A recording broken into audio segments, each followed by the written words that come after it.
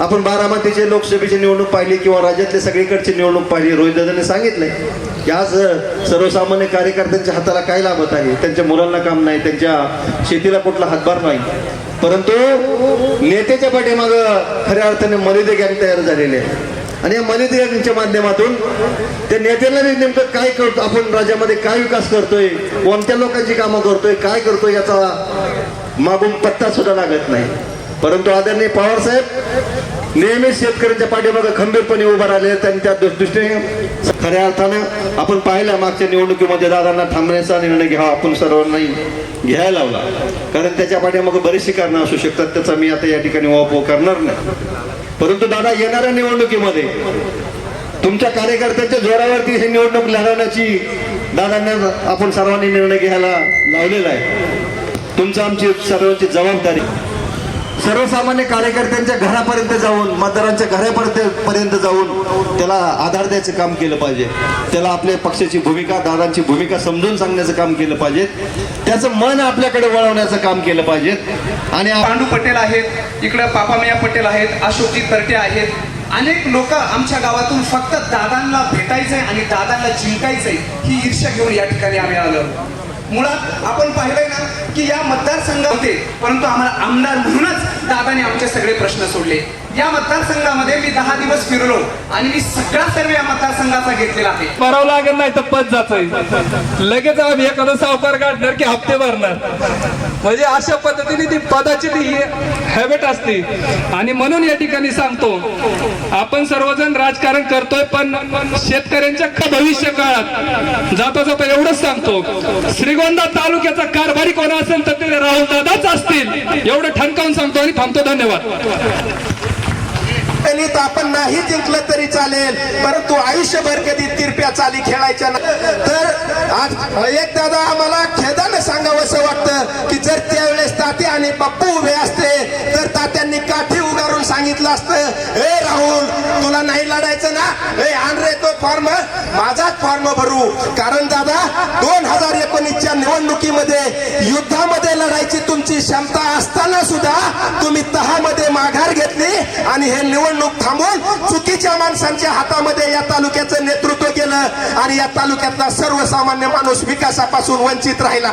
आज आपण पाहतो 5 वर्षामध्ये तालुक्यामध्ये विकास झाला नाही असं नाही, परंतु ज्यांचा विकास झाला त्यांचाच पुन्हा विकास झाला. या तालुक्यामध्ये कोट्यावधीचा निधी आणणाऱ्या घोषणा केल्या जातात, कागदावरती कोट्याचे आकडे दाखवले जातात, परंतु बंधूंनो या राज्यामध्ये असणारं हे दुर्योधन आणि दुःशासनाच्या अभद्र युतीचं सरकार आहे. या हजारो कोटीच्या निधीमध्ये 10% रक्कम लोकप्रतिनिधींना जाते, त्यातली 15 ते 20% रक्कम वाटण्यावरी जाते आणि प्रत्यक्ष कामावरती 50% सुद्धा खर्च होत नाही. म्हणून दादा आज तुमची गाडी जरी कुठल्या रोडने गेलं तर काम होण्याआधीच त्या रस्त्यावरती खड्डे पडलेले असतात. अरे आपण पाहिलं छत्रपतींनी 350 वर्षापूर्वी गड किल्ले बांधले, अजूनही त्या गड ठिकाणी आपण पर्यटनासाठी जातो, ते गड किल्ले जाग्यावरती आहेत. ब्रिटिशांनी सुद्धा या देशामध्ये कामं केली, त्यांचे सुद्धा पूल आहेत, त्यांचे सुद्धा रस्ते आहेत, ब्रिटिश कालीन रस्ते, ऐतिहासिक छत्रपतींच्या काळातली बांधकामं सुद्धा जाग्यावरती आहेत. परंतु या दळभद्री आघाडी सरकारच्या कामं जर आज आपण पाहिले तर आकडे कोट्यावधीचे, हजारो कोटीचे आणि सर्वसामान्य माणूस परिसर मात्र वंचितच राहिलाय. म्हणून दादा तुम्हाला पुन्हा एकदा सांगतो की ही निवडणूक लढवणं तुमच्या कुटुंबाची गरज आहे किंवा नाही, परंतु या तालुक्यातल्या सर्वसामान्य माणसांची गरज आहे की राहुल दादांनी निवडणूक लढवावी. म्हणून दादा तुम्ही पाठीमागच्या निवडणुकीमध्ये का थांबलात? कारण तात्यांनी आणि बापूंनी या तालुक्यातला सर्वसामान्य शेतकरी, सर्वसामान्य माणूस विकासाचा केंद्रबिंदू मानून या कुकडी आणि श्रीगोंदा कारखान्यासारख्या शेतकऱ्याच्या प्रपंचाला हातभार लावणाऱ्या संस्था उभा केल्या. 5 वर्ष विधानसभेच्या कार्यकालामध्ये तुम्ही पाहिलं की तुम्हाला कारखान्याकडे जास्त लक्ष देता आलं नाही. म्हणून या 5 वर्षामध्ये तुम्हाला कारखान्याकडे जास्त लक्ष देता यावं म्हणून तुम्ही या निवडणुकीमधून माघार घेतली. आणि पाठीमागच्या निवडणुकीमध्ये दीपक पाटील आहेत, संजू आबा आहेत, आम्ही सर्वजण त्या निवडणुकीचे साक्षीदार आहोत. त्यावेळी तात्या म्हटले होते की 2014 ची निवडणूक राहुल लढवेल आणि 2019 ची निवडणूक नागवडे परिवारातला कोणीतरी सदस्य लढवेल. म्हणून दादा तुम्ही 2019च्या तात्यांचा शब्द होता म्हणून थांबलात, परंतु ज्यांच्यासाठी तुम्ही निवडणूक थांबलात त्याच माणसांनी मात्र बापूंनी आणि तात्यांनी वर्षानुवर्ष ज्यांचा संघर्ष केला त्यांनाच त्या निवडणुकीमध्ये पाठिंबा दिला. आणि मग जर 2019ला जर त्या परिवारानं निवडणूक लढली असती तर दुपारी 12 वाजता ते आमदार झाले असते. परंतु बापूंनी तात्यांनी ज्यांच्या बरोबर संघर्ष केला त्यांनाच त्यांनी पाठिंबा दिला. मग दादा काय थांबणार? दादा हे खरोखर शुद्ध बीजापोटी फळे रसाळ गोमटी पवित्रते केवळ पावती भूमी जेथे हरीचे दास जन्म घेती. अतिशय सोज्वळ कुटुंबामध्ये हे जर जन्मलेलं हे व्यक्तिमत्व आहे. तात्यासाठी सर्वसामान्य जनतेसाठी दादांनी ही माघार घेतली. परंतु दादा तुम्ही 2019ची निवडणूक कारखान्याकडे वेळ द्यावा म्हणून माघार घेतली. म्हणून या वेळेस विरोधकांनी तुम्हाला कोंडीत पकडण्याचा प्रयत्न केला. कारण आपण पाहतो की कुठलाही योद्धा युद्धामध्ये जर सहजासहजी आपल्याला विरोध करतात आणि तुम्ही परत त्यांच्याकडे जातात की मला एक वाक्य आठवतं की महफिल में हो रही थी हमारे कत्ल की तैयारी, महफिल में हो रही थी हमारे कत्ल की तैयारी, लेकिन जब भी हम वहीं पहुंचे तो सब कहने लगे बहुत लंबी है उम्र तुम्हारी, बहुत लंबी है उम्र तुम्हारी. दादा येणाऱ्या काळात तुम्ही पूर्ण क्षमतेने लढा. ही लढाई तुमच्या एकट्याची नाही, या तालुक्यातला सर्वसामान्य जनता या ठिकाणचा कार्यकर्ता तुमच्या पाठीशी आहे एवढीच या ठिकाणी मी ग्वाही देतो. थांबतो. धन्यवाद. सन्माननीय अध्यक्ष ज्यांची आमदार म्हणून निवड होणार आहे असे राहुल दादा आणि तमाम श्रीगोंदा तालुक्यातून जमलेले सर्व मतदार आणि सर्व पदाधिकारी बंधू भगिनींनो, आज या ठिकाणी आपण निवडणूक लढायची म्हणून लढतोय. आज आमचा वांगदरीकरांचा विचार जर केला, वांगदरीचं नाव ऐकलं तरी उमेदवारी भेटणं आम्हाला. घडीत तिथं फटाकडे, घडीत तिथं बॅनर, घडीत तिथं उत्साह, घडीत तिथं नर्वसपणा, असा ऊन सावलीचा खेळ आता सध्याला चालू आहे. परंतु त्या सगळ्या शक्यता मोडून आता वातावरण कुठंतरी शांत झालंय आणि आता प्रत्येकाला वाटतंय की शरद पवार गटाकडून आदरणीय राहुल जगताप दादा यांची उमेदवारी फिक्स झालेली आहे. कार्यकर्त्यामध्ये चैतन्य आहे. माझ्यासारखा सर्वसामान्य घरातला माणूस हा खादीग्रामचा चेअरमन दादांनी केला आहे. आज तुम्हा तळागाळातल्या माणसाला पद भोगायची जर असेल आणि वर्षानुवर्ष ज्यांच्या घरामध्ये सत्ता आहे त्यांनाच परत पद द्यायची असेल तर हा विचार आपण करणं गरजेचं आहे. आपण नेमकं कोणत्या दिशेला नेतोय? कारखान्यातून घेतलेलं कमिशन आणि रस्त्यातून खाल्लेली टक्केवारी लोकांपर्यंत जाईल, पण ती घातक आहे. आपल्यासाठी घातक आहे, सर्वसामान्य माणसासाठी घातक आहे, श्रीगोंदा तालुक्यासाठी घातक आहे. आणि म्हणून ज्यांचं प्रपंच जसं मोठं झालं त्यांचंच मोठं झालं, परंतु सर्वसामान्य जनतेला काय मिळालं हे सर्वसामान्य आता येणाऱ्या तालुक्यामध्ये, येणाऱ्या विधानसभेमध्ये आपल्याला पाहायला भेटेल. लक्ष्मी दर्शन तर प्रत्येकाच्या घरामध्ये येणार आहे. दोस्तांनो, ती तुमची लक्ष्मी आहे, ती तुम्ही घेतली पाहिजे. परंतु लक्ष्मी घेताना शपथ पण घेतली पाहिजे, ज्याची लक्ष्मी येईल आणि ज्याची नाही येणार मग ती तुम्ही पुढचं ठरवून घ्या. या गोष्टीमध्ये आजच्या काळामध्ये एक सर्वसामान्यांचा आमदार म्हणून दादांची निवड झाली आणि 100% आदरणीय दादा आमदार होणार आहेत. तालुक्याचा विकासाचं नेतृत्व करण्याची ताकद, महाराष्ट्राचा विकास करण्याची नेतृत्वाची ताकद आदरणीय शरद पवार साहेबांच्या मध्ये आहे आणि त्यांच्या नेतृत्वामध्ये आपण लढतोय. आणि म्हणून येत्या काळामध्ये कुणी कितीही पैज लावू, कुणी कितीही ताकद लावू, काही उपयोग होणार नाही. पुढचा भावी आमदार हे राहुल दादा जगताप असतील, हे काळ्या दगडावरची रेग आहे. तुमच्या माहितीसाठी सांगतो भविष्यकारण, परंतु तो भविष्यकारण सुद्धा सांगताना थोडा चाचपरतोय आणि तो सांगतोय की तुमचं थोडंसं अवघड आहे. मग यातून तुम्ही समजून घ्या अवघड कुणाचं होणार आहे. 10% कमिशन घेतलेल्या रस्त्याचं का कारखान्यातून खाल्लेलं कमिशनचं, ही लक्षात घ्या. आणि म्हणून येईन त्या काळामध्ये आपण आदरणीय राहुल दादाच्या पाठीमागे खंबीरपणे उभं राहाल अशी सर्वांना अपेक्षा करतो, सर्वांनी विनंती करतो. मी एकदाच म्हणतो रामकृष्ण हरी, तुम्ही म्हणायचं वाज होत आहे. रामकृष्ण हरी, रामकृष्ण हरी. धन्यवाद.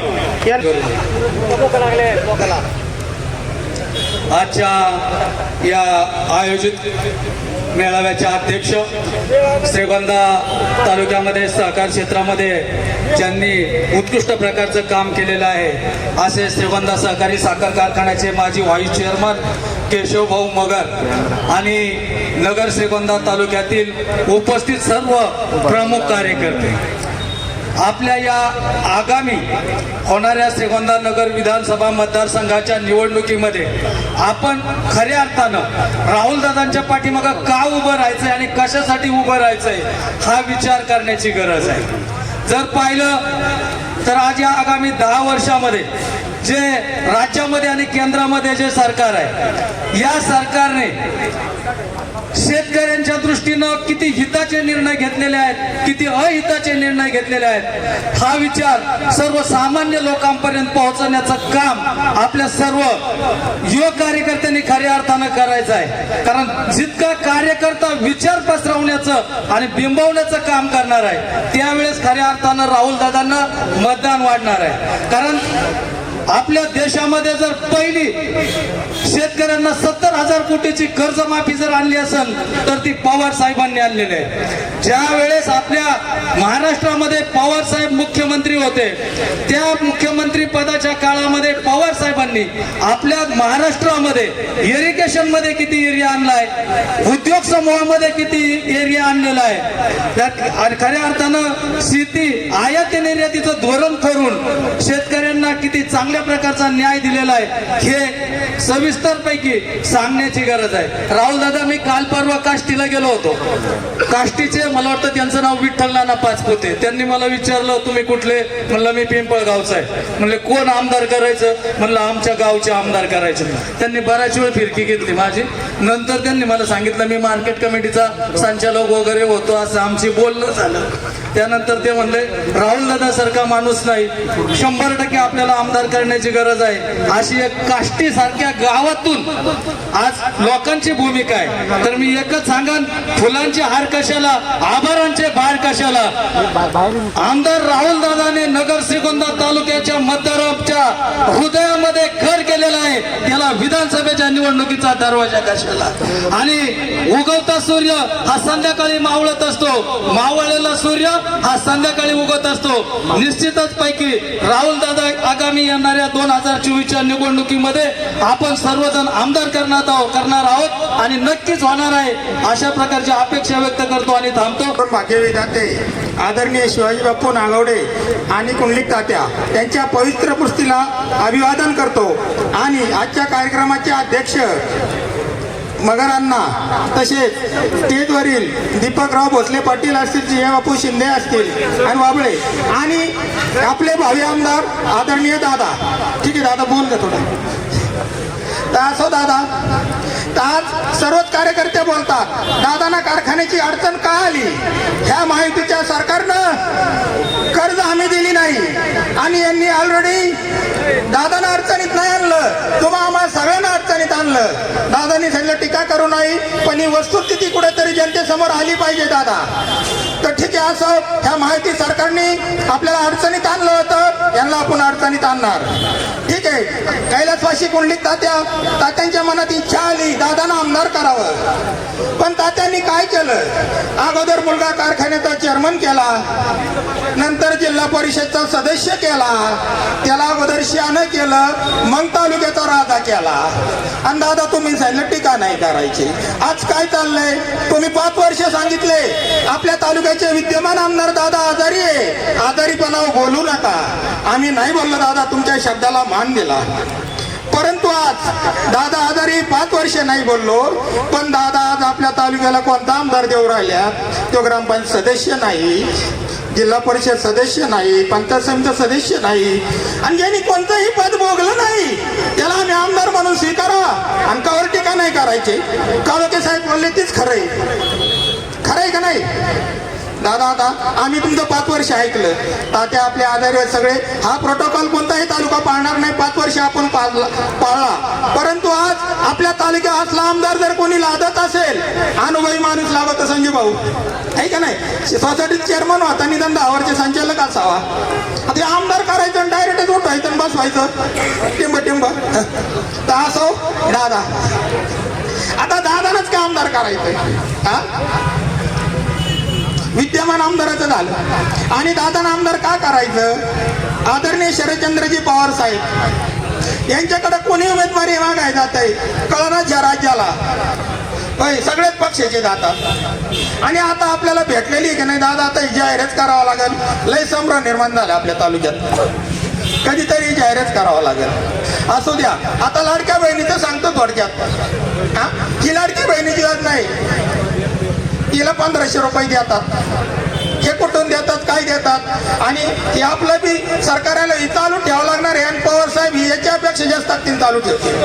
परंतु यांनी काय केलं, तेलाच्या डब्याची किंमत वाढवली 700 रुपयांनी, नारळ केला 30 रुपयाला, 100 रुपयाच्या स्टॅम्प पेपरवर ॲफिडेव्हिट होत होतं. कोणी तहसीलदार कचेरीत गेलं एवढ्यात 500 रुपये स्टॅम्प लागतात आता. तर ठीक आहे, तर दादा असू द्या. आता दादाला चूक आहे आणि ती पवार साहेबांचं स्वप्न पूर्ण करण्यासाठी दादांना आपल्याला बहुमताने आमदार करायचं आहे आणि दादांनी आर्थिकतेचं जाहीर करावं. आपले संपूर्ण कार्यकर्ते दादाने त्यानंतर व्यासपीठ श्रीगोंदा शहराच्या वतीने दादांनी अवघा 1 मिनिट दिलेला आहे. परंतु दादा, जे माणसं आपल्या बरोबर दिसतात प्रसंगी ते आपल्या बरोबर नाहीत आणि जे बरोबर तुम्हाला टीव्ही दिसते, तुम्हाला आमच्या दारात रोज फटाकडे वाजवले जाते, तुम्हाला कोणाला माहित नसतील की कोणी म्हणतं तुतारी फायनल, कोणी म्हणतं मशाल फायनल आहे. तुतारीत आहेत ते मशालचं नाव सांगतात, मशालमध्ये आहेत ते कुणाचं तिसऱ्याचं नाव सांगतात. परंतु पवार साहेबांनी 23 तारखेला अधिकृत दादांना काय सांगायचं ते कानात सांगितलेलं आहे. त्याच्यामुळे एवढ्या संख्येने आणि मोठे फटाकडे 2000चं कोणीही वाजवेल. परंतु निवडणूक ही सोपी नाही, त्यामुळे सरळ चालणाऱ्यांपेक्षा तिरके चालणाऱ्यांवर 2-4 दिवस ध्यान ठेवायची वेळ आलेली आहे. कारण की बऱ्याच जणांचे जी काय आहे गोष्ट तुम्हाला सगळ्यांना माहिती आहे. आता काही सगळे शब्दाशी बोलण्याची गरज नाही, परंतु रात्री देखील निलेश लंके साहेबांना 12 वाजेपर्यंत तालुक्याच्या बाहेर नेण्यापर्यंत लोक वेगवेगळ्या गाड्यांनी भेटत होते. परंतु दादांची उमेदवारी फायनल आहे, दादांबरोबर आपण सगळे आहेत. पण दादांना एकच विनंती आहे की जे तुमच्याबरोबर नाहीत त्यांच्याकडे दुर्लक्ष करा, जे तुमच्या संघ आमच्यासारखे लहान मोठे कार्यकर्ते आहेत त्यांच्याकडे पहा. कारण की आम्ही 2012-13 पासून तुमच्या बरोबर आहेत. जे आहेत त्यांनी आमच्याकडे अतिक्रमण करून ठेवलेलं आहे. आमच्या शहरावरचं अतिक्रमण पहिलं थोडं कमी करा. काय झालं, आमच्या स्थानिकांना प्राधान्य मिळत नाही. एवढंच बोलतो आणि दादांना शुभेच्छा देतो. धन्यवाद. आदरणीय व्यासपीठ, मला एवढं सांगायचं आहे, मला मामांनी सांगितलंय ना, दादा तुमच्या बरोबरची तुमचे खंड समर्थ आहेत का, त्यांनाच फक्त तुम्ही हे करा. नाही तर काय होतंय, बोलायलाच टायमाला लय लोक येतात, पुन्हा गर्दी होती. त्याच्यामुळे आता जे आहेत ना त्यांना सांभाळा, हेच लय येतं तुम्हाला. हे आगे मग आलंय 2014ला आपण पाहिलेलं आहे आणि तुम्ही आमदार आहेत 100%. एवढेच मी शुभेच्छा देतो आणि थांबतो. जय हिंद. एखादा मिनिट वाढू द्या. या कार्यक्रमाचे अध्यक्ष केशवभाऊ मगर आणि आपण या कार्यक्रमानिमित्त आज सर्वजण उपस्थित आहात. आज राहुलदादांच्या माध्यमातून इथं माया असतील सर्व माणसांचं, आपल्या राजकीय, सामाजिक, शैक्षणिक सर्वांचं नाव घेऊ शकतो. पण मी तुम्हाला विनंती करतो की आपल्या उद्याच्या काळामध्ये आता झालेली विधानसभा आहे, या विधानसभेच्या माध्यमातून उद्याच्या काळात आपल्याला या श्रीगोंदा तालुक्यामध्ये आपल्या जडणघडीमध्ये राजकारण, समाजकारण करत असताना एक आमदार असावा, तर ती नेतृत्व असं असावं की शेतकऱ्याच्या हिताचं नेतृत्व असावं, शेतकऱ्याला एक न्याय मिळवून देणारं नेतृत्व असावं. असं नेतृत्व आपल्या सर्वांनी चांगल्या पद्धतीत उद्याचा विचार करून घेणं अत्यंत गरजेचं आहे. आणि राहुलदादांनी श्रीगोंदा तालुक्यामध्ये काम करत असताना प्रत्येक समाजाच्या प्रत्येक घटकाला न्याय देण्याचं काम केलेलं आहे. आणि मी केशवभाऊ या कार्यक्रमाचे आज अध्यक्ष. केशवभाऊ आपल्या तालुक्यामध्ये एक कार्यकर्ते, नेते आपले सगळ्या गोष्टीत आहेत. पण ही काही गोष्टीतल्या ह्या थोड्याफार नैतिक गोष्टी असतात, जे एखाद्या गोष्टीतले म्हणजे मी संभाजीराजे बोलावं असं मला वाटतं. राहुलदादा म्हणले बोला तर मी बोलू शकतो. कारण ही टपरीवाल्याचा जे धंदा आहे ना, मावा गोवा विकण्याच्या हा टपरीवाल्याचा धंदा जरा बंद करा आपल्या तालुक्यात. कारण या टपरीवाल्याने सगळा आपल्या तालुक्याचा नाश केला. कारण यांना असं वाटतं की मी अरे आमदार कोणी व्हावं, ज्या आमदाराच्या हृदयात असावं, काळजात असावं की मी शेतकऱ्याचा आहे, माझ्या मित्राचा आहे, मी चांगल्या ह्या श्रीगोंदा तालुक्यात काम करू शकतो. आणि काम करत असताना चांगल्या प्रत्येक समाजाच्या घटकामध्ये काम करू शकतो. त्या पद्धतीत काम करणारा आमदार ह्या तालुक्याला असावं. आणि या बाकीच्या जाहिरातीत ना, पिक्चरमध्ये जसा पिक्चरचं चालू असताना 1-7-8 जाहिराती असताना, हे जाहिराती सोडून द्या. आता उद्याच्या काळातला आपला निर्णय चांगला घ्यायचा आहे. आणि दुसरी गोष्ट, आता राहुलदादा, केशव भाऊ असेल, राहुलदादा असतील, सर्वजण पवार साहेबांना भेटलेले आहेत. उद्याला निर्णय आपल्याला घेत असताना राहुलदादाच्या माध्यमातून आपल्या श्रीगोंदा तालुक्यातल्या सगळ्याच कार्यकर्त्याला निर्णय घेत असताना चांगला प्रामाणिक निर्णय घ्यायचा आहे. आणि ते निर्णय आल्यानंतर प्रत्येक कार्यकर्त्याला आपल्याला बाहेर पडावं लागेल. आगडगाव, रतडगाव, सगळ्याच गोष्टी तालुक्यातल्या सर्वच गाव आहेत. आणि प्रत्येक गावामध्ये काम करत असताना चांगलंच काम करायचे. कारण आपला नेता असा असावा. त्या दिवशी मला असं वाटलं की श्रीगोंद्यामध्ये आपल्या मोहम्मद शेख महाराजांच्या मंदिरामध्ये मीटिंग झाली असताना दोन्ही खासदारांनी एक विनंती केली की आपला कुकडी सहकारी साखर कारखाना आहे, त्याच्यानंतर अशोक बप्पूंचा कारखाना आहे. हा कारखान्यामध्ये पैसे देण्याचे जे कारखाने बंद आहेत त्यांना 600 कोटी रुपये देण्याचं काम केलेलं आहे. आणि आपल्या कारखान्याला अडवणूक, अशोक बप्पूचा कारखाना असेल, आपला कारखाना असेल, यांना अडवणूक करण्याचं काम ही महाराष्ट्र शासनाने केलेलं आहे. म्हणजे याच्यात राहुलदादांचा दोष अजिबात नाही डोक्यात धरा. म्हणजे ज्या माणसांना प्रत्येक वर्षी कारखानदाराला ज्या गोष्टी द्यायच्या त्या समान होत नाही आणि त्यांना द्यायचे नाही, फक्त पार्टीत असणाऱ्या कारखानदारांनाच ती पैसे द्यायचे असा विषय आहे. म्हणून मी आपल्या शेतकऱ्या कुटुंबामध्ये फक्त सर्वंभ करायचा आहे की राहुलदादांनीच पैसे नाही दिले, हा चुकीचा मेसेज आहे. हा पैसे जर त्यांनी दिले तर राहुलदादा उद्याच्या 3 दिवसात 2 दिवसात लगेच ट्रान्सफर करू शकतात. पण फक्त सुडोचा भाऊ, फक्त हे माणूस आपलं काम करत नाही आणि राजकीय ते शरदचंद्रजी पवार यांच्या पार्टीत आहेत म्हणून त्यांचे पैसे ते कारखान्याचे वरे केलेले नाहीत. ह्या गोष्टी चुकीच्या होतात. म्हणून मी विनंती करतो की उद्याच्या काळामध्ये आपल्याला राहुलदादांसाठी काही गोष्टी करायच्यात आणि उद्या राहुलदादा आमदार होणार आहेत आणि आमदार होण्यासाठी आपल्याला सर्वांना प्रयत्न करायच्यात एवढी तुम्हाला विनंती करतो आणि मी थांबतो. जय हिंद, जय महाराष्ट्र. तुमच्याबरोबरची तुमचे खंडे समर्थ आहेत का त्यांनाच फक्त तुम्ही हे करा, नाही तर काय होतंय बोलायला टायमाला लय लोक येतात, पुन्हा गर्दी होती. त्याच्यामुळे आता जे आहेत ना त्यांना सांभाळा हेच लय येतं तुम्हाला. हे आगे मग 2014 आपण पाहिलेलं आहे आणि तुम्ही आमदार आहेत 100%.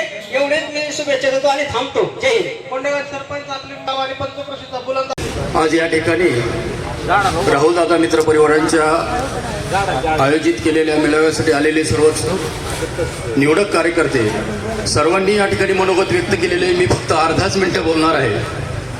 आज या ठिकाणी आपण जमलेलो आहोत भविष्यासाठी. येणाऱ्या काळामध्ये विधानसभेमध्ये आपल्या भागाचं प्रतिनिधित्व कोणी करावं या विचाराला अनुसरून आपण या ठिकाणी जमलेलो आहोत. या ठिकाणी मी भातोडी येथून आलेलो आहे, तालुका नगर या परिसरामध्ये. या मीटिंगमध्ये माझ्या तालुक्यातील 2 जिल्हा परिषद गटातील मान्यवर या ठिकाणी उपस्थित आहेत. मोठ्या संख्येने कार्यकर्ते या ठिकाणी आलेले आहेत. त्याचप्रमाणे येणाऱ्या काळात सुद्धा चिचोंडी पाटील गट असेल, मेकरी गट असेल, जे जे काही नगर तालुक्यातील मतदारसंघ आहेत त्या भागातल्या सर्वच या ठिकाणी कार्यकर्ते आलेले आहेत. राहुलदादांना निश्चितच येणाऱ्या काळामध्ये चांगलं उज्ज्वल भविष्य आहे. कारण मागच्या टर्ममध्ये आपण राहुलदादाचं कार्य पाहिलेलं आहे. मध्यंतरीचा काळ गेला जाऊ द्या, परंतु येणाऱ्या काळामध्ये आपला माणूस त्या ठिकाणी विधानसभेत पाठवायचा आहे. येणाऱ्या काळामध्ये राहुलदादासारख्या तरुण नेतृत्वाच्या हाती आपल्या मतदारसंघाची धुरा देणं हे आपल्या तुमच्यासाठी सर्वांसाठी गरजेचं आहे. आणि हा एक मौका, हा चान्स आपल्याला आलेला आहे. माजी आमदाराविषयी बोलण्यापेक्षा आपण आपल्या भविष्यामध्ये या तरुण नेतृत्वाच्या हातातून आपल्या मतदारसंघाचं विकास कसा करून घेता येईल याचा विचार आपण करू. मी या ठिकाणी जास्त बोलत नाही. येणाऱ्या काळामध्ये पुढच्या सभेमध्ये जे काही गोष्टी असतील ते सांगण्यासारख्या निश्चितच सांगू. वेळेअभावी मी या ठिकाणी माझे आटोपत घेतो आणि नगर तालुक्यातील दोन्ही गटामार्फत या ठिकाणी राहुल दादांना शुभेच्छा देतो आणि काही देतो. पण निश्चितच आमदार करण्यासाठी आम्ही निश्चित प्रयत्न करू. धन्यवाद. ही भावना खऱ्या अर्थानं आज आपल्या सगळ्यांना या ठिकाणी व्यक्त करायची. विधानसभेची निवडणूक लागली. अनेकांनी सरळचं मत असलं तरच बोला, सरळचं मत असलं तरच बोला, नाही तर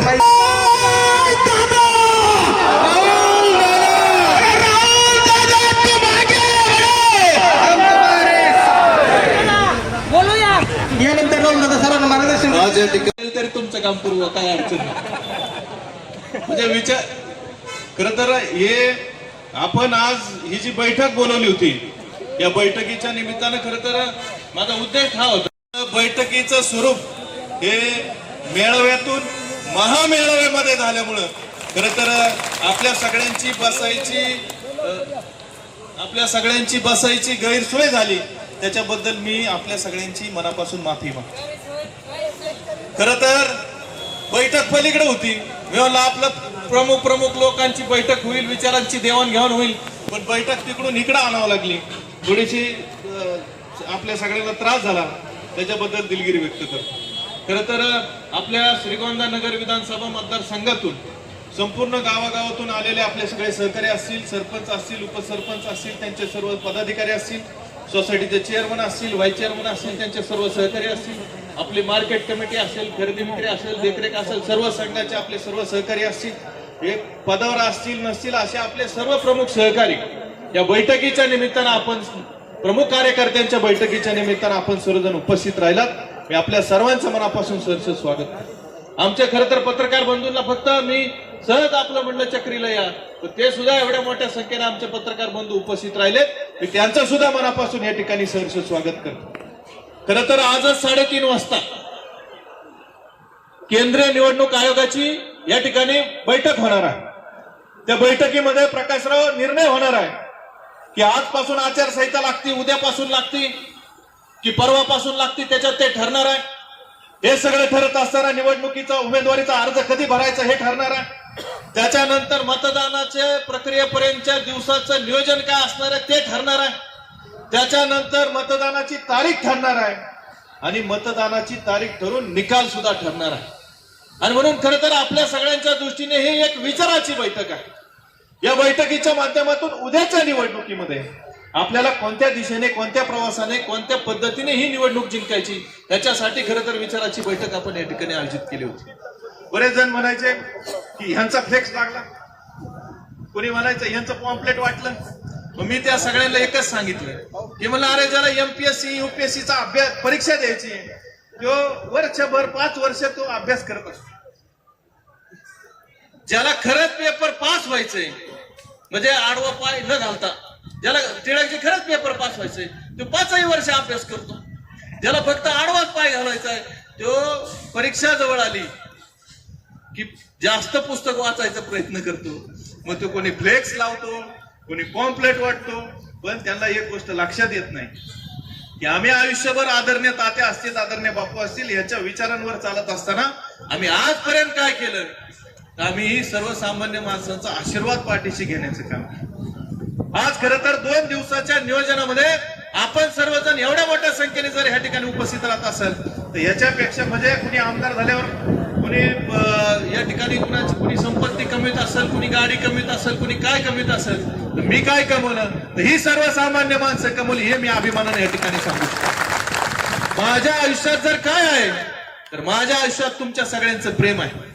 खरं तर आदरणीय पाटलांनी मगाशी बोलत असताना सांगितलं की आज 15 ऑक्टोबरच्या दिवशी 7 वर्षापूर्वी आदरणीय तात्या आपल्या सगळ्यांना सोडून गेले. तात्या आपल्या बरोबर नाही हे दुःख आणि हा जो खड्डा आहे आजपर्यंत कधी त्या ठिकाणी भरून निघला नाही. आजही आमच्या कुटुंबामध्ये म्हणजे तात्यांची आठवण नाही, तात्यांचा विचार नाही असं कधी होत नाही. तात्या नसतानाच्या काळात मी काय काय गमून बसलो हे मला माहिती. पण आज अभिमानानं सांगतो की तात्या आज या ठिकाणी शरीर रूपी जरी नसली तर तुमच्या सगळ्यांच्या माध्यमातून आशीर्वाद रूपी तात्या आपल्या सगळ्यांच्या मध्ये आहे, हे मी अभिमानाने या ठिकाणी सांगू शकतो. मला प्रत्येक वेळी प्रत्येक ठिकाणी आपण सर्वजणांनी तात्यांच्या प्रमाणे जीव लावण्याचं काम, कुठलीही निवडणूक असली, कुठलाही विषय असला, काहीही विषय आपण हातात घेऊन उभं राहिलो की सर्वसामान्य माणसाची ताकद आपल्या पाठीशी खंबीरपणाने उभं राहते.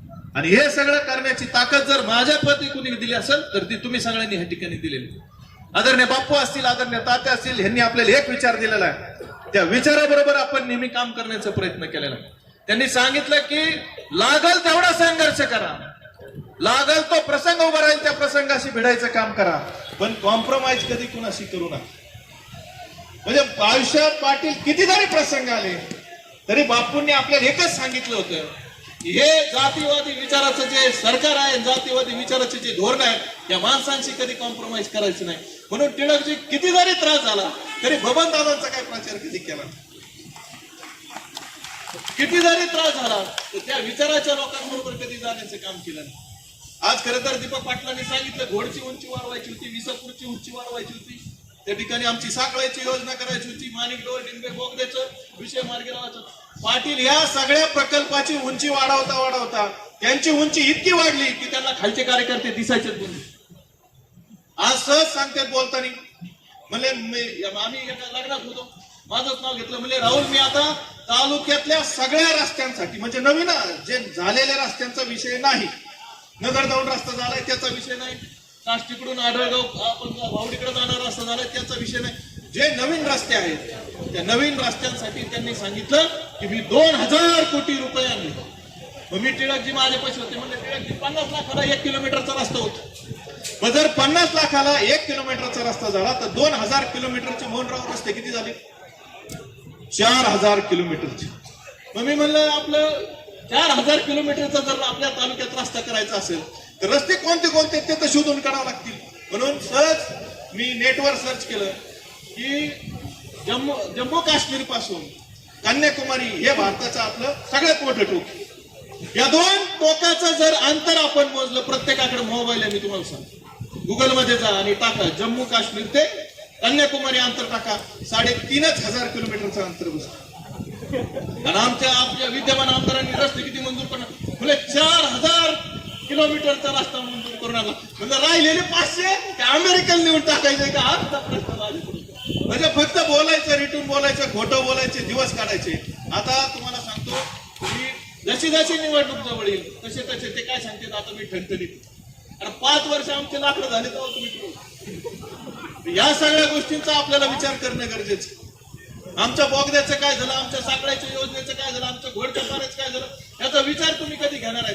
आम्हाला विसापूरच्या आमच्या चिंबळ्याच्या पाटरवाडीच्या तळ्यामध्ये पाणी पोहोचत नाही, याचा विचार तुम्ही त्या ठिकाणी कधी करणार आहे. म्हणून या सगळ्या गोष्टींचा विचार करून उद्याच्या निवडणुकीला आपल्याला सामोरं जायचंय. आणि या निवडणुकीमध्ये सामोरं जात असताना देशाचे नेते आदरणीय शरदचंद्रजी पवार साहेब यांच्या बरोबर जर आपण उभा राहिलो तरच आपले प्रश्न सुटतील, हा विचार सर्वसामान्य माणसांनी मला त्या ठिकाणी दिला. आणि म्हणून जेवढ्या अडचणी आल्या तेवढ्या सगळ्या अडचणींना सामोरं जायचा निर्णय घेतला आणि आदरणीय पवार साहेबांच्या बरोबर उभं राहण्याचे काम. उद्या असे लय वार येणार आहे, काय काळजी करू नका, 2 मिनिटात मी या ठिकाणी भाषण संपवतो. म्हणून खरं तर कितीही वारं वावदळ आलं, किती अडचणी आल्या तरी सर्वसामान्य माणसांची ताकद आज जशी पवार साहेबांच्या पाठीशी आहे तशी तुमच्या सगळ्यांची ताकद माझ्या पाठीशी आहे. आणि हीच ताकद बरोबर घेऊन उद्याच्या काळात आपल्याला ही विधानसभेची निवडणूक आदरणीय पवार साहेबांच्या आशीर्वादाने करायची आणि हाच विचार घेऊन आपल्याला उद्याच्या निवडणुकीला जायचं. एवढंच खरं तर या निमित्ताने सांगतो, आपण सर्वजण या प्रमुख कार्यकर्त्यांच्या बैठकीचं स्वरूप महामेळाव्यामध्ये करण्यासाठी उपस्थित राहिलात. आपल्या सगळ्यांचे आशीर्वाद माझ्यासारख्या कार्यकर्त्याच्या पाठीशी आहे. हे आशीर्वाद बरोबर घेऊन उद्याची निवडणूक जोरदार पद्धतीने करू, एवढंच या निमित्ताने सांगतो. बऱ्याच जणांचे शुभेच्छा भाषण घ्यायचे होते ते या ठिकाणी घेता आले नाही, आपल्या सगळ्यांची गैरसोय झाली, त्याच्याबद्दल दिलगिरी व्यक्त करतो. या ठिकाणी कॉलेजमध्ये आपल्याला सगळ्यांना त्या ठिकाणी जेवणाची याची व्यवस्था केलेली आहे. आपण सगळ्या जणांनी जेवण केल्याशिवाय कुठे या ठिकाणी जायचं नाही, हीच आग्रहाची कळकळीची विनंती करतो. आणि परत एकदा आपल्या सगळ्यांचं मनापासून सहर्ष स्वागत करून या ठिकाणी थांबतो. रामकृष्ण उपस्थित उद्देश काय आता असं आहे की आज आजपासून, म्हणजे आधी माहिती नव्हतं, पण आजपासून आता आचारसंहितेची घोषणाच होती. आणि मग उद्या विधानसभेच्या निवडणुकीच्या निमित्तानं सर्व प्रमुख पदाधिकाऱ्यांचं म्हणणं होतं की सर्वांना एकत्रित कुठेतरी बोलवलं पाहिजे. आणि म्हणून त्या निमित्तानं खरं तर आज आपण या ठिकाणी एकत्र बोलवलं होतं आणि सर्वांचे विचार विनिमय, कुणाचं काय मत आहे सगळं समजून घेऊन उद्याची निवडणूक करत असताना ती कोणत्या पद्धतीने निवडणुकीला सामोरं जायचं ह्याचा विचार विनिमय करण्यासाठी ही बैठक बोलवली. आज घटक पक्षामधील आपल्या महाविकास आघाडीच्या अनेक जण इच्छुक आहेत. कसं पाहता याकडे नक्की सगळेजण? नाही, आता असं आहे की काँग्रेस पक्ष असेल, आदरणीय घनश्यामांना असतील, त्याच्यानंतर शिवसेनेमध्ये साजनभाई असतील आणि इकडून शरद पवार गट राष्ट्रवादी काँग्रेस पक्ष या पक्षाकडून मी असेल, घोष साहेब असतील, टिळकजी घोष असतील, आम्ही सर्व इच्छुक या ठिकाणी आहोत आणि लोकसभेला खरं तर आम्ही सर्व एकत्रित एका विचाराने निवडणूक लढवण्याचा प्रयत्न केलेला आहे. तसंच मी या निवडणुकीमध्ये इच्छुक आहे आणि माझे मार्क चांगले आहेत असं मला वाटतं, म्हणून मी निवडणूक लढायची तयारी केलेली आहे. आणि ज्याला त्याला उमेदवारी मागण्याचा अधिकार हा प्रत्येकाला आहे, जो तो त्या पद्धतीने मागत असतो, त्याच्याबद्दल काही मला ऑब्जेक्शन घ्यायचं काही मी काही कारण नाही. आज आपण पाहिले की मोठ्या प्रमाणात शक्ती प्रदर्शन तुम्ही या निमित्ताने केले. काय पवार साहेबांनी नेमका कोणता सिग्नल दिलाय? साहेबांचा आशीर्वाद हा माझ्या पाठीशी पहिल्यापासून आणि आम्ही खरं तर ही प्रमुख कार्यकर्त्यांचीच बैठक ठेवली होती, पण त्याचं स्वरूप हे महामेळाव्यामध्ये झालं. अजून बऱ्याच लोकांचे मला फोन येतात की तुम्ही इथं थांबा, आम्हाला भेटायला यायचं. मी अजूनही सगळ्यांसाठी इथं थांबणार आहे आणि असं काही विषय नाही, आम्ही फक्त एक विचार विनिमय करण्यासाठी बैठक बोलवली. बाकीच्या पक्षाचे हे बरेच नेते हे पवार साहेबांच्या वारंवार संपर्कात आहेत. साहेब हे महाराष्ट्राचं दैवत आहेत, त्यांना कुणीही भेटू शकतं, मी त्याबद्दल काय बोलू शकत. आता सध्याला जे प्रचार सुरू आहे तो कारखाना कुठेतरी अडचणीत आहे आणि राहुल जरा थांबतील असं आहे की ही चर्चा कोण करतं, ही चर्चा माझे विरोधक करते. मला मुळात एक गोष्ट कळत नाही की तालुक्याचा मी काय विद्यमान आमदार नाही, तालुक्यात वेगवेगळे प्रश्न आहेत, या प्रश्नांवर खऱ्या अर्थानं त्यांनी बोलायला पाहिजे. सगळेजण माझीच का काळजी करतात मला हे काय कळत नाही. बरेच जण म्हणते नाही ते उभे नाही राहणार, कुणी म्हणतं नाही त्यांना उमेदवारीच नाही मिळणार. अरे बरं, मला उमेदवारी मिळेल नाही मिळेल, मी उभा राहीन नाही राहीन, तो मी आणि आमचे सगळे कार्यकर्त्यांचा हा विचार आहे ना. तुम्ही आमची एवढी का काळजी करा? पण सगळे ए असेल, बी असेल, सी असेल, विरोधी पक्षातले हे जर माझी एवढी काळजी करीत असेल याचा अर्थ मी त्यांना कुठेतरी टोचतोय, माझी कुठेतरी भीती वाटते, म्हणून ते माझी एवढी काळजी करतात. त्यामुळे ते काय म्हणतात हा विचार माझ्या दृष्टीने महत्वाचा नाही. माझ्यावर प्रेम करणारी सर्वसामान्य माणसं काय म्हणतात हा विचार करणं माझ्यासाठी महत्वाचं. कोणत्या प्रश्नावर निवडणुकीला साधारण आता बऱ्याच दिवसापासून हे कुकडीमध्ये जो डिंबेमानी हा जो बोगद्याचा विषय आहे, जो झाल्याच्या नंतर जवळजवळ 3-3.5 टीमची पाणी वाढणार आहे. त्याच्यामुळं एक रोटेशनचा जो विषय प्रत्येक वेळी निर्माण होतो तो प्रश्न घेऊन आम्ही निवडणूक लढणार आहोत. त्याच्यासाठी मी आमदार असताना गिरीश महाजन साहेब मंत्री होते, मी त्यावेळेस प्रशासकीय मंजुरी सुद्धा त्याची त्या ठिकाणी घेतलेली. त्याच्यानंतर जो शासन म्हणून पाठपुरावा त्यांच्याकडून व्हायला पाहिजे होता तो झालेला नाही. त्याच्यानंतर घोडलामध्ये सुद्धा जे पाणी कमी पडतंय त्याच्याही बाबतीत घोडमध्ये जे उंची वाढवण्याचा एक विषय आहे, गाळ काढण्याचा एक विषय आहे, अजून जास्तीच्या वेगवेगळ्या ज्या योजना आहेत पुणे जिल्ह्यातल्या या त्या ठिकाणी होत असताना घोडच्याही लाभधारक शेतकऱ्यांवर अन्याय होणार नाही याच्यासाठी हाही प्रश्न आमच्या दृष्टीने महत्वाचा आहे. बऱ्याच दिवसापासून फक्त साखळीचा सर्वे होतो, त्याच्यात कुठलीही ठोस भूमिका त्या ठिकाणी होत नाही. जर मध्ये धुमाळ साहेबांना आम्ही एकत्रित एक मिटिंग घेतली होती, त्या मिटिंगमध्ये अशी चर्चा झाली होती की जे पश्चिमेकडचं वाहून जाणारं पाणी ते पाणी अडवायचं, ते पाणी आपल्याकडे आणून ते साखळीसाठी उपलब्ध करून द्यायचं. हाही विषय आम्ही त्याची प्रशासकीय मंजुरी घेतली, तो विषय तिथंच थांबलाय. हे सगळे विषय माझ्या दृष्टीने महत्वाचा आहे. विषापूरचं पाण्याचाही विषय माझ्या दृष्टीने महत्वाचा आहे. त्याचबरोबर MIDCची सुद्धा मी प्रशासकीय त्या ठिकाणी मंजुरीपर्यंत फाईल नेली होती, तोही विषय तिथं थांबलेला आहे. हे सगळे मुद्दे घेऊन आम्हाला उद्याच्या काळात निवडणुकीला सामोरे जायचं. आपण पाहिले की 2.5 वर्ष सत्तेवर असतानाही 5 कोटी मतदारसंघामध्ये कुठलाही विकास कामं झाल्याने अशा पद्धतीचा आरोप केला. आता मी जो आरोप करतोय या आरोपाचे साक्षीदार तुम्ही सगळेच आहेत. तुम्ही आता इथं मेळाव्यापर्यंत पोहोचताना तुम्हाला किती रस्त्यात किती संघर्ष करीत यावा लागला, त्यामुळे ह्याची जाणते तुम्ही पण आहात.